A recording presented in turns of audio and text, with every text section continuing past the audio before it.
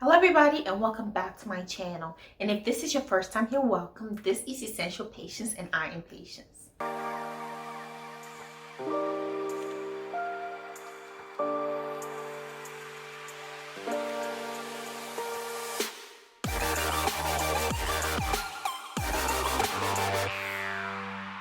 In today's video, I'll be talking about how to manage subscriptions. Living in today's world, it is hard to find somebody who does not have some sort of subscription service. Whether it is for movie streaming, music, purchasing things, there's subscriptions for practically everything. Well, now let's talk about how to properly manage them. I've been reading of several cases of where people have so many subscriptions that it is costing them hundreds of dollars per month. So let's go through as to 10 ways in which you can easily manage your budget. One of the first things you can do is to go through your credit card statement, debit card statement. There's an electronic trail. So you can go through your cards at the end of each month and just see what services you have. That's if you don't know at the top of your head. The reason why I said to go back several months is that some subscriptions you don't pay for every single month. There are some that you do, but others could be once a year. Others could be a couple of times a year, every 4 months. And this process makes you aware of just how many subscriptions you have. Sometimes it is surprising. So go through, make a list, and let's start there.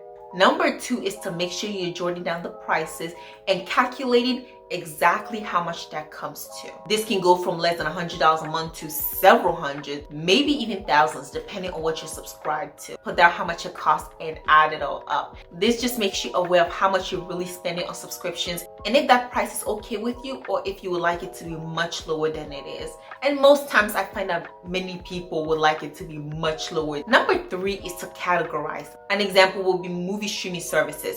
Netflix, Hulu, HBO, you want to put them in one category if you're paying for all of them, Disney Plus, and then you want to go to music streaming, so Spotify, Apple Music, so that's another category. Beauty subscriptions, I have a subscription for some organizations, so that's in another one. So you just want to make a list and put all these into categories just to sort out how many movie services do you have and how many do you actually need. So you'll be questioning yourself on that process, and it just makes you aware as to even subscriptions that you are not currently using, and you may realize like maybe I don't need Hulu, HBO, and Disney Plus all in the same month. And an easy way to do that is number 5, which is to be honest with yourself. How many times a month do you use this subscription? So it's a process of elimination. For example, let's say I do have all those 4 movie streaming networks, but I go on Hulu maybe once a month, maybe once every other month, or maybe I'm just watching it for a specific show. So right now I'm wholly focused on The Secret Life of an American Teenager on Hulu. And that's all I've been watching. And there are, 5 seasons, so I'll be watching that for the next month.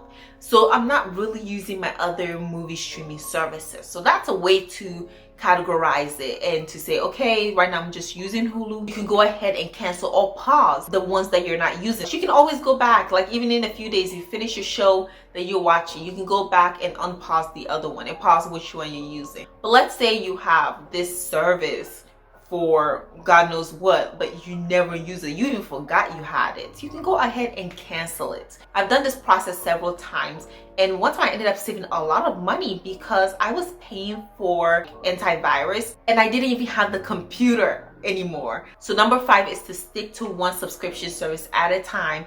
Just like I said, you go through, you can pause one, move to the one that you're actually paying attention to. Just stick it to one at a time because you're still getting the entertainment value. There's still hundreds and thousands and millions of shows on any movie streaming network that you subscribe to. So maybe you say this one month I'm just going to stick to Netflix. Next month I'm going to move to Hulu. Then the next month I'm going to move to Disney Plus. And then you can even make it fun. Make a list of all the movies that you want to watch once you get on Disney Plus or all the shows. So you build that anticipation. So once you pause your Netflix account, you can hop onto Disney Plus, then you have a plethora of movies you wanted to watch anyway. Same with music streaming sites. A lot of times it's the same music. The artists put their music on every single streaming site. So you can stick to one that you enjoy the most, maybe has a better user experience or allows you to do whatever playlist you want or interactions. It's just better to stick to one at a time versus having all these options because you're not going to utilize them to your best and you're not getting the money you're paying for them. You're just not using them enough. Number 6 is to shop around for more affordable subscriptions. It could be for whether it's a magazine, a beauty package. Sometimes they're just more competitive and better subscriptions. I do this all the time with shows. I remember I got a discount like Hulu for $1.99 a month. Like, I ditched my Netflix so quickly. Even though the Hulu had ads, I didn't mind. So for the next 3 months that I had this discount, I just used it. I ended up saving like $10 a month, but again, it was still a good experience and I was able to save a little bit. Shop around, don't get so comfortable. A lot of time we do stick with our subscriptions because it's comfortable. But sometimes there's something more competitive out there. You can always come back. It's not like you leave and then they never let you back in. Netflix will always be ready to accept your money. Apple Music will always be ready to accept your money. So don't be afraid to explore new subscriptions that might be cheaper and better for your budget at that moment. Number 7 is that especially when you're in debt and you're ready to get out, looking for ways to cut a lot of things out of your budget, look for free subscriptions or free services that can replace it. An example would be, I use the free version of Spotify. Even though it has ads, I don't mind. It's not the same as being able to make your playlist and skip through. I'm okay with that because I just don't think I use the service enough to pay for it.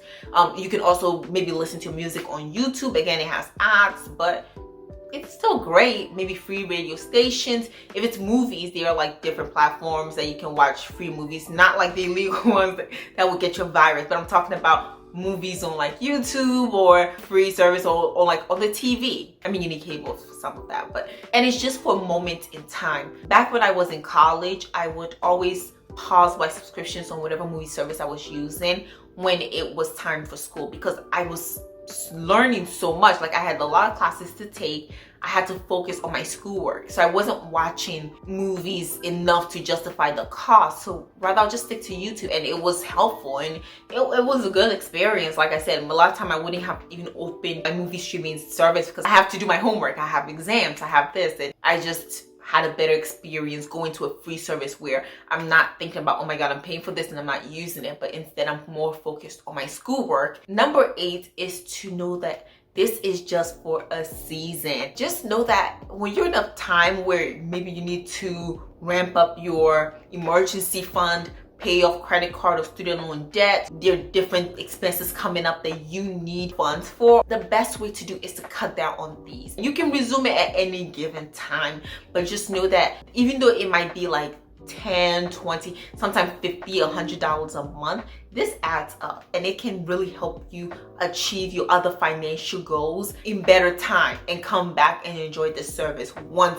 you can afford it. But even if I can afford 5 movie streaming services per month, I would stay away. I still wouldn't do that because I'm working. How often would I have free time to go on these sites and watch enough to justify the cost? Let's say each of these services costs $20 a month. So that's $100 just on movie streaming services. If I stick to one and I'm able to pause the other 4 and just do them on rotation, here I am saving $80 a month just on movie streaming services. Or let me just say services in general, because some people are like, nobody has 5. Now, if you take that 10 months later, that is $800. $800 in 10 months that I have saved, and at the end of the year it's almost $1,000. 9 is to review and revise often. I do this practically every single year when I'm doing my yearly budget and having a budget for subscription. I go through each service that I want and how much it costs and which months and how often do I want them. I never have 2 movie streaming services on at the same time. I pick and choose one a month and I stick with that. So just revise it often because we tend to forget. And this is because a lot of time services will charge you enough that you can easily forget and justify for without you being a financially devastating amount. Let's say, for example, you had a book subscription that was costing you $1,000 a month. This is just an exaggerated example, just to make a point. If I am no longer using it, let's say I just enjoyed it, like it was my passion. So if I was no longer using it, I would be like, wow, here I am spending $1,000 on this. Like, it is significant. I can't just not blink and think about it every time I see it's pending on my account. Like it's huge. If the book service is just $10 a month and I'm not using it, I can just find like, well, I will go back. I'm gonna still read the book. Like it's coming, it's fine. Like of course I can still be interested. It's in fact, you know, I should be reading, and it's a lot of justification that goes into it, to the point where you just forget it. $10 is so negligible that a lot of people would just not bother taking the effort and the time to go cancel it to save that amount of money. And number 10 is to take that effort and cancel the subscriptions you're no longer using. It doesn't serve you right in any way, shape, or form. How long does it take you to make $10? Would you really reject if somebody gave you $10? Probably not. So take that money back from your streaming services that you're no longer using. Pause it, cancel it, do whatever you need to do to keep that extra money in your pocket so that it can go towards other financial decisions and financial goals that you have for your life. Looking back and spending $10 a month on the service you're not using, that's $120 in a year. And I'm sure if I just gave you $120 today and say, hey, take it, you won't be like, no, that's such a tiny amount of money. What am I going to do with $120? And $120 adds up for every subscription that you have. And the worst thing that you want to do is to keep having these subscriptions that you're no longer using and that is taking money out of you that you actually need to go towards something else. So I hope this video was helpful. I know that subscriptions are such a part of life these days. Like everybody has some sort of subscription service. So it's easy to justify and it's easy to find why you should keep them. But especially if you are trying to change your financial situation, it's really the little things. Earning money is about action, but being able to keep that money and to save it and accomplish the goals you want to accomplish, it's a lot about behavior. And your behavior needs to change, and your mindset on little ways you waste money has to change in order for you to really grow in your financial goals. So I hope this was helpful. Don't forget to like, comment, and subscribe to my channel because it helps out very much. Also comment how many subscriptions are you going to cancel after you finish watching this video. And ring the notification bell so that you will get a notification every time I post a video. I post 2 videos a week on Tuesdays and Fridays. Come over and see what we're talking about. Thank you again, and I'll see you in my next one. Bye!